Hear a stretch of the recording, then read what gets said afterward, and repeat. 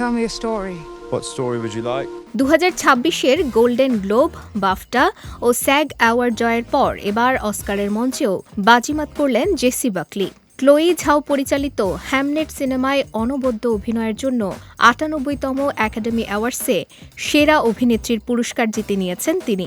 এই জয়ের মাধ্যমে অস্কারের ইতিহাসে প্রথম আইরিশ অভিনেত্রী হিসেবে সেরা অভিনেত্রীর ক্যাটাগরিতে নাম লেখালেন এই তারকা।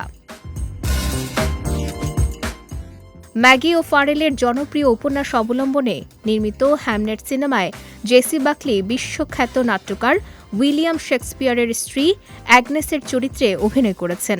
সিনেমাটিতে শেক্সপিয়ারের ১১ বছর বয়সী সন্তান হ্যামনেটের অকাল মৃত্যু এবং সেই শোককে কেন্দ্র করে পরিবারের মানসিকভাবে ভেঙে পড়ার করুণ দৃশ্যগুলো হৃদয়স্পর্শীভাবে ফুটিয়ে তুলেছেন তিনি।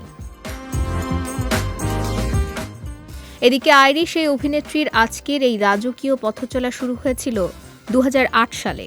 বিবিসি ওয়ানের একটি ট্যালেন্ট শোয়ে রানার আপ হওয়ার মাধ্যমে তিনি প্রথমবারের মতো পাদ প্রদীপের আলোয় আসেন। মাত্র ১৭ বছর বয়সে জেসি বাকলি তার লক্ষ্য ও প্রতিভা দিয়ে নিজের ভবিষ্যতের ইঙ্গিত দিয়েছিলেন। বিভিন্ন সাক্ষাৎকারে তিনি সবসময়ই অভিনয়ের প্রতি তার তীব্র আকাঙ্ক্ষা এবং লড়াই করার মানসিকতার কথা প্রকাশ করেছেন।